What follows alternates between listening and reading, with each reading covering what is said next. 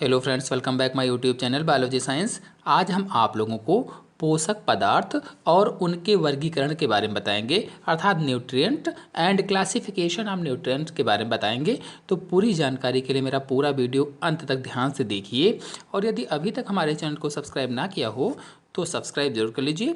चलिए शुरू करते हैं। तो पिछले वीडियो में मैंने बताया था कि भोज्य पदार्थों में कार्बोहाइड्रेट, वसाएं, प्रोटीन, खनिज लवण, विटामिन आदि अनेक पोषक पदार्थ होते हैं। इसलिए जीवों द्वारा भोज्य पदार्थों से इन सभी पोषक पदार्थों को प्राप्त करने की प्रक्रिया पोषण कहलाती है। तो आज इन सभी पोषक पदार्थों के बारे में डिटेल से जानेंगे। तो पहला है कार्बोहाइड्रेट्स। इनका निर्माण कार्बन, हाइड्रोजन और ऑक्सीजन से होता है। मतलब ये कि कार्बोहाइड्रेट्स कार्बन, हाइड्रोजन और ऑक्सीजन के मिलने से बनते हैं, यानी ये तीनों तत्व मिल जाते हैं तो कार्बोहाइड्रेट का निर्माण होता है। बता दें कि इन तीनों चीज़ों के मिलने का अनुपात क्या होता है। तो कार्बन, हाइड्रोजन और ऑक्सीजन का अनुपात 1:2:1 होता है। यानी 1 अनुपात में कार्बन, 2 अनुपात में हाइड्रोजन और 1 अनुपात में ऑक्सीजन मिलती है, तब कार्बोहाइड्रेट का निर्माण हो जाता है।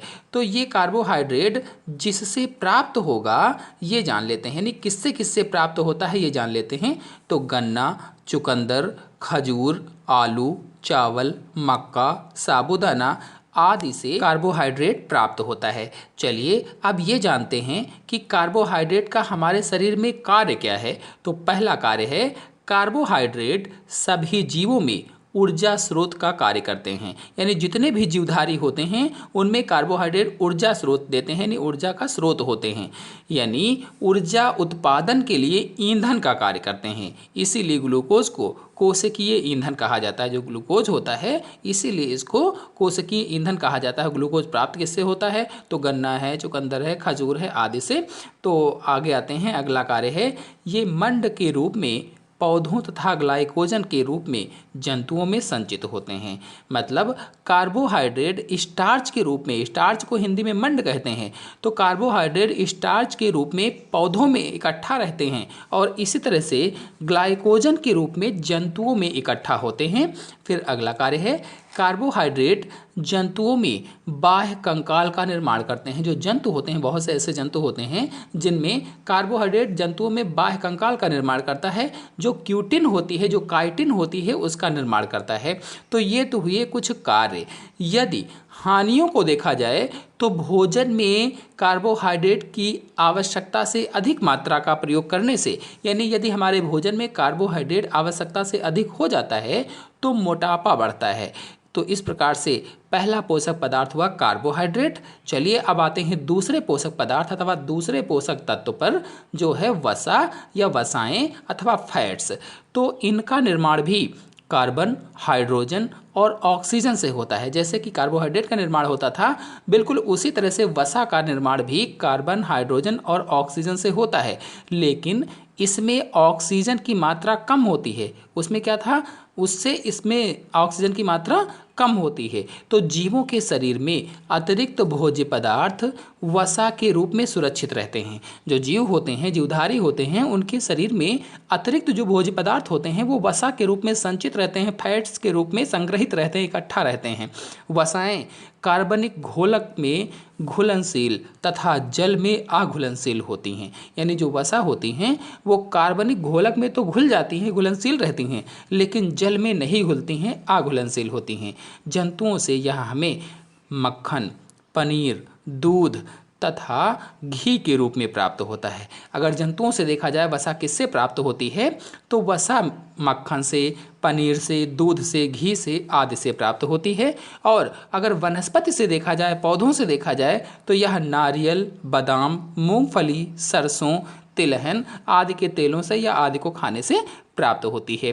चलिए अब इनके कार्यों को जान लेते हैं, यानी वसा के क्या क्या कार्य होते हैं, फंक्शन क्या होते हैं फैट्स के, ये समझ लेते हैं। तो पहला है वसाएं ऊर्जा उत्पादन की प्रमुख स्रोत हैं। जो वसा होती हैं ये ऊर्जा उत्पादन की प्रमुख स्रोत हैं, या कहें तो वसाएं ऊर्जा उत्पादन के लिए ईंधन का कार्य करती हैं, यानी ऊर्जा उत्पादन के लिए ईंधन का कार्य करती हैं। फिर अगला है ये भोजन के रूप में संचित रहती हैं, या कहें तो इनका मुख्य महत्व संचित भोजन के रूप में ही होता है। फिर तीसरा है वसाएं शरीर को आकृति और सुरक्षा प्रदान करती हैं, यानी वसा के माध्यम से ही शरीर की अच्छी आकृति बनती है और सुरक्षा भी ये प्रदान करती हैं। फिर अगला कार्य है वसाएं vitamin A, vitamin D, vitamin E आदि के लिए विलायक का कार्य करती हैं, यानी जो ये विटामिन ए, डी, ई हैं ये उसमें घुल जाती हैं वसा में, यानी वसा में घुलनशील विटामिन है। कहने का मतलब ये हुआ कि ये सभी विटामिन वसा में घुलनशील विटामिन होती हैं। यहीं पर बता दें कि विटामिन बी और विटामिन सी जल में घुलनशील विटामिन होती है। बहुत सारे कॉम्पिटिटिव एग्जाम्स में पूछा जाता है कि जल में घुलनशील विटामिन कौन सी है, वसा में घुलनशील विटामिन कौन सी है। तो वसा में घुलनशील विटामिन बी और सी को छोड़कर से सभी विटामिन वसा में घुलनशील विटामिन होती हैं, जबकि बी और सी जल में घुलनशील विटामिन होती है। तो वसा की अधिकता से मोटापा बढ़ता है। अगर वसा की अधिकता हो जाती है तो शरीर में मोटापा बढ़ता है, फैट बढ़ता है, और हृदय रोग, रक्तचाप, पित्ताशय की पथरी आदि रोग हो जाते हैं। यानी जब मोटापा बढ़ेगा तो हृदय रोग, रक्तचाप और पित्ताशय में पथरी आदि रोग होने की संभावनाएं हो जाती हैं। चलिए ये तो हो गए वसा। अब आते हैं अगले पोषक पदार्थ प्रोटीन्स पर। तो प्रोटीन का निर्माण कार्बन, हाइड्रोजन, ऑक्सीजन और नाइट्रोजन से होता है। मतलब कार्बन, हाइड्रोजन, ऑक्सीजन और नाइट्रोजन मिलकर प्रोटीन्स का निर्माण करते हैं या प्रोटीन्स बनाते हैं। तो प्रोटीन्स सजीव शरीर का लगभग 14% भाग बनाते हैं। जो प्रोटीन होती हैं वो सजीव शरीर का, जीवित शरीर का लगभग 14% भाग बनाती हैं। और प्रोटीन्स का निर्माण एमिनो अम्लों से होता है। जो अमीनो अम्ल होते हैं प्रोटीन्स का निर्माण इनसे होता है। प्रोटीन का एक अणु कई अमीनो अम्लों से मिलकर बना होता है। जो प्रोटीन का एक अणु होता है वो एक अणु कई अमीनो अम्लों से मिलकर बनता है। प्रोटीन्स का निर्माण करने वाले 20 अमीनो अम्लों में से 10 अमीनो अम्ल भोजन से प्राप्त होते हैं। जो प्रोटीन्स का निर्माण करते हैं उसमें से जो 20 अमीनो अम्ल हैं उनमें से 10 अमीनो अम्ल केवल भोजन से प्राप्त हो जाते हैं। इन 10 अमीनो अम्लों को आवश्यक अमीनो अम्ल कहा जाता है। जो भोजन से प्राप्त होते हैं इन्हें आवश्यक अमीनो अम्ल कहा जाता है। और जो शेष 10 बचे वे अमीनो अम्ल अनावश्यक अमीनो अम्ल कहलाते हैं। और इन शेष 10 बचे अमीनो अम्लों का निर्माण जंतु कोशिका स्वयं कर लेती है, जिन्हें अनावश्यक अमीनो अम्ल कहा जाता है। बता दें कि एक पूर्ण आहार में सभी अमीनो अम्ल उपस्थित होते हैं। जो पूर्ण आहार होता है उसमें सभी अमीनो अम्ल उपस्थित होते हैं। चलिए अब जानते हैं कि प्रोटीन्स हमें कैसे और किन किन चीज़ों से प्राप्त होती है। तो जंतुओं से प्रोटीन हमें मांस, मछली, दूध, अंडा, पनीर आदि से प्राप्त होती है। जबकि वनस्पतियों से दालों से, यानी विभिन्न प्रकार की जो दालें होती हैं, अरहर की दाल है, मसूर की दाल है, सबसे ज़्यादा प्रोटीन अरहर की दाल से प्राप्त होती है। आपको बता दें तो दालों से, गेहूं से, मूंगफली से, बादाम से आदि से हमें प्रोटीन्स प्राप्त होती है। चलिए अब प्रोटीन्स के कार्य जान लेते हैं कि ये क्या क्या कार्य हमारे शरीर में करती है। तो पहला है प्रोटीन्स शरीर में वृद्धि, निर्माण तथा टूट फूट की मरम्मत का कार्य करती है। यानी शरीर में वृद्धि का कार्य करती है, निर्माण का कार्य करती है, टूट फूट जो हो जाती है उसकी मरम्मत का कार्य करती है। कहने का मतलब ये है कि प्रोटीन्स शरीर में कोशिकाओं की मरम्मत और शरीर की वृद्धि के लिए जरूरी होती है।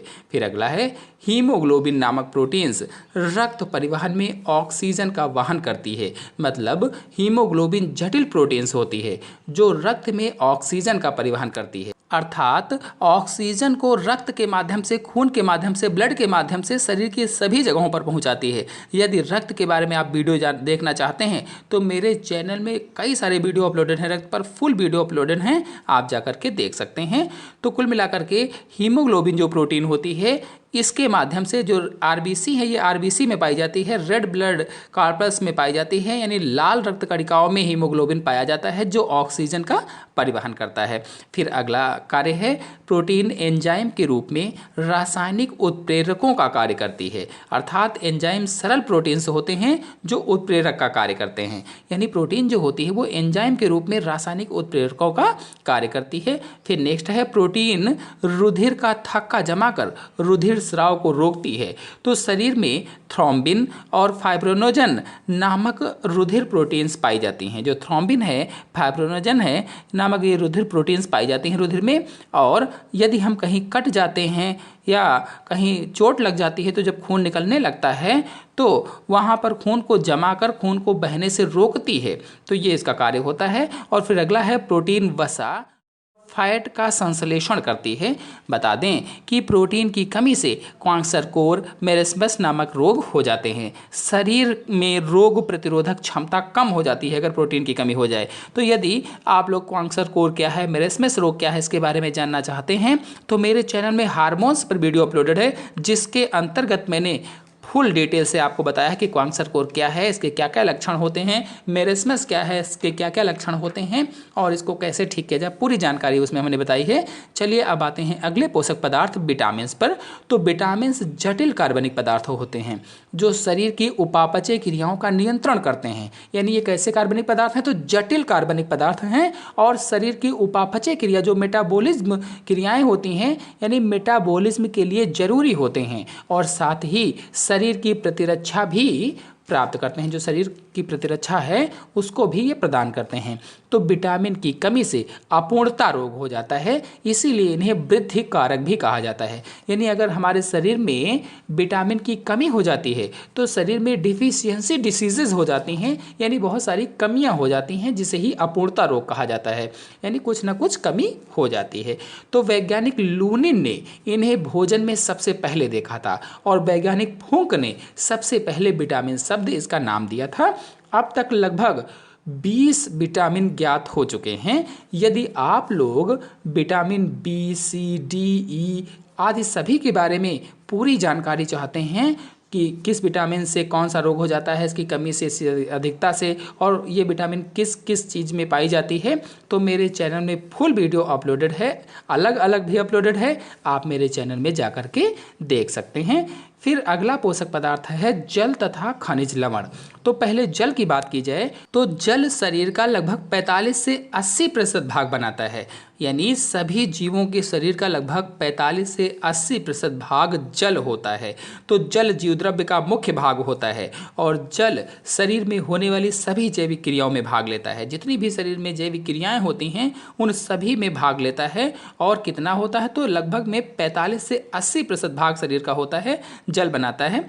जल शरीर के ताप को नियंत्रित करता है। इसका कार्य क्या है, ये शरीर के ताप को नियंत्रित करता है और पदार्थों को स्थानांतरित भी करता है, यानी जो अन्य पदार्थ होते हैं उनको एक जगह से दूसरी जगह पर ले जाने का कार्य भी करता है, यह सहायता भी करता है। बता दें कि एक स्वस्थ व्यक्ति में शरीर के भार का लगभग 2% जल प्रतिदिन खर्च हो जाता है। इसीलिए हमें प्रतिदिन लगभग में 3 से 4 लीटर जल अवश्य पीना चाहिए। चलिए अब खनिज लवण के बारे में जान लेते हैं। तो हमारे शरीर में खनिज लवण की मात्रा लगभग 3 से 4% होती है। ये लगभग में है, कहीं कहीं 5% भी लिखा आपको मिल जाएगा।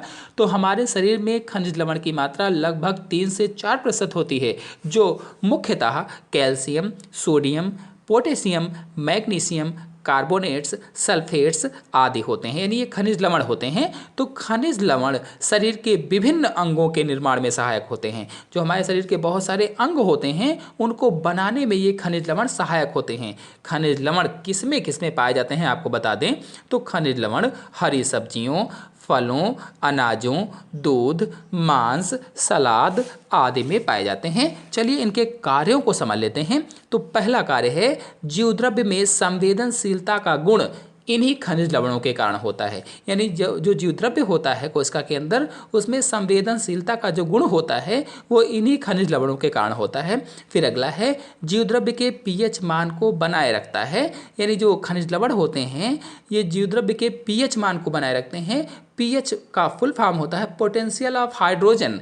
फिर अगला है, हृदय स्पंदन तंत्रिक संवहन, पेशी संकुचन आदि में महत्वपूर्ण भाग लेते हैं। यानी हृदय स्पंदन में, हृदय के धड़कने में तांत्रिक संवहन यानी जो हमारे शरीर में तंत्रिका कोशिकाएं होती हैं उनमें एक संदेश एक जगह से दूसरी जगह पर ले जाने में, और पेशियों का जो संकुचन होता है उसमें भी ये भाग लेते हैं। और फिर अगला है अस्थियों, दांतों, रक्त आदि के निर्माण में भाग लेते हैं। जो हमारी हड्डियां होती हैं, जो हमारे दांत होते हैं आदि के निर्माण में भी खनिज लवण भाग लेते हैं। और फिर नेक्स्ट है रक्त स्कंदन में भी भाग लेते हैं, यानी ब्लड क्लॉथिंग में भी ये भाग लेते हैं। तो इस प्रकार से बहुत सारे इसके कार्य हैं। कुछ प्रमुख कार्यों को मैंने बताया। आशा है आप सभी लोगों को पोषक पदार्थ और उनका वर्गीकरण अच्छी तरह से समझ में आ गया होगा। तो आज के अंक में इतना ही। अगले अंक की जानकारी के लिए मेरे चैनल को सब्सक्राइब कर लीजिए और साथ में बेल आइकन को भी प्रेस कर लीजिए ताकि अगले वीडियो की नोटिफिकेशन आपको सबसे पहले प्राप्त हो जाए।